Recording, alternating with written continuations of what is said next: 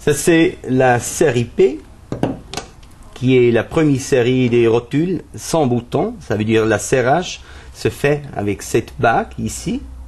Et en plus, le P0 est le plus léger modèle de la gamme Arca Swiss Monoball et pèse seulement 300 grammes. Son grand frère, le P1, pèse à peu près 550 grammes seulement et il est destiné pour des appareils très très lourds ou des optiques très longues, des téléphotos qui permettent une meilleure ou la meilleure guidage sur cette poule asphérique. Si nous parlons maintenant là du Z1, le Z1 c'est ça part de la série qui s'est développée dans ces années, qui est du Monoball qui était célèbre. Après il y avait le Monoball B et maintenant ça c'est le Monoball Z. Il est aussi dans la série un modèle qui est léger. On a réduit les dimensions en comparaison au B1, on a réduit les poids. En même temps, mais on a quand même renforcé la force de la rotule, ce qui concerne le poids. Et puis en même temps, on a aussi amélioré cette qualité qui est unique aux rotules. Arca, c'est la boule asphérique. On a renforcé la force progressive. Et puis en même temps, on a détaché cette force progressive du mouvement horizontal. Ça veut dire le mouvement horizontal n'est pas influencé par la force progressive qui est utilisée si vous basculez vers le bas.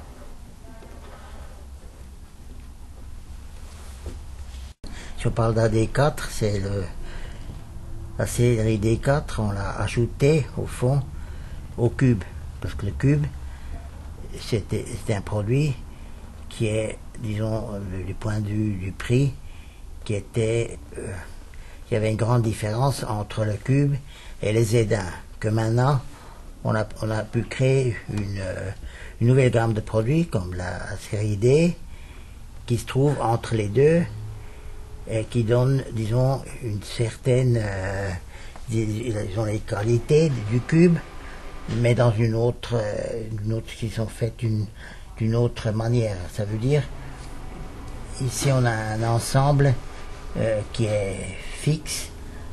Si on fait les mouvements se font seulement micrométriques, que sur le D4, on a la possibilité de desserrer et de bouger un appareil librement comme sur une rotule.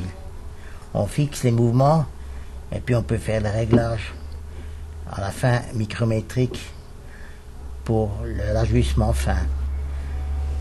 Sur l'autre variante qui est au fond la base du D4, c'est le D4M comme manuel sur lequel on a le mouvement que manuel, mais qui donne, disons, l'avantage quand même d'une rotule 3D avec les mouvements séparés.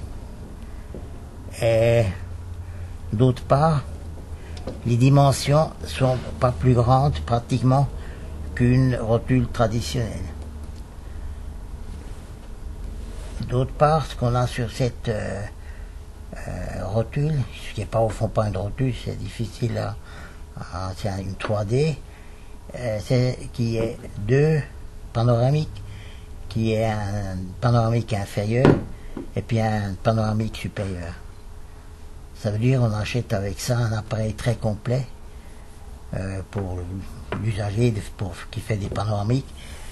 C'est aussi avec le panoramique supérieur, il a les avantages comme les avantages qu'on a par exemple sur une P0 ou une P1 qui ont dès du commencement un panoramique supérieur. Si quelqu'un veut travailler, c'est comme sur les chambres. Il y en a qui achètent une classique et ils disent j'ai pas besoin de tourner un Le micrométrique. mouvement micrométrique, ça prend du temps. Ça prend du Le temps. mouvement... Je sais ce que je veux photographier, je fais que je déplace et puis toc. Et ça c'est la même chose avec ces rotules ici on est très très rapide, on est très précis aussi, que là on peut aller vite et puis à la fin on peut fignoler, on peut régler les bascules, les angles et tout, encore plus précis disons, parce que c'est disons en numérique, je pense que c'est la rotule qui est idéale dans ce cas. Parce qu'on a des surfaces, des capteurs petits qui demandent un réglage plus précis.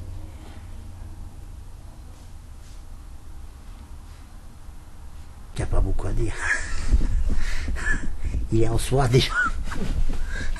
Quoi dire du cube, hein. C'est... Ouais. C'est rigide, c'est compact, c'est léger, c'est surtout, disons, que, comme Martin a déjà dit, je pense que ce qui est important, c'est que l'appareil se trouve au centre d'un cercle.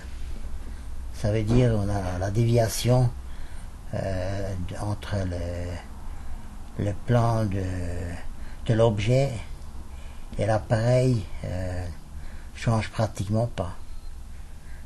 Et ce qui est déjà du commencement, c'est qu'on est les deux panoramiques incorporés, le supérieur et l'inférieur, et qu'on ait justement la stabilité comme la plaque de montage d'appareil, elle est montée directement sur le corps du cube. Il n'y a pas de possibilité de vibration. Et en même temps, justement, il y a cette universalité qu'il a, qu'on peut faire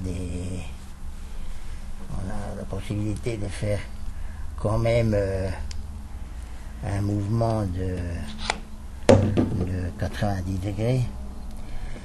Ça veut dire on peut aussi, vous voyez, comme il a les deux panoramiques, on peut aussi travailler, on peut inverser son appareil. Disons on est dans une cathédrale, on veut photographier le plafond, on le met comme ça, on tourne son appareil et puis l'optique, la visée est vers le plafond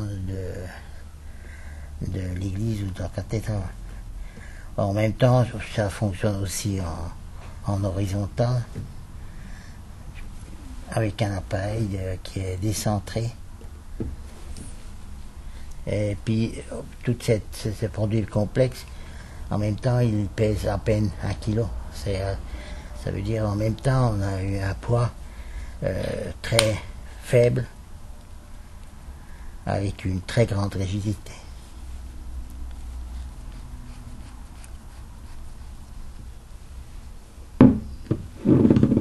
Comme j'ai parlé tout à l'heure, j'ai parlé du poids du cube. Il faut penser que, justement, j'ai dit, il pèse à peu près 1 kilo, mais si on voit au départ, si on regarde le volume de l'aluminium qui était utilisé, on a 3 kg 400 grammes d'alu qui donne un produit qui pèse 1 kg. Vous voyez. Alors là, on voit ce travail qui est sur ce cube. C'est aussi ça qui montre que le prix et tout, c'est pas seulement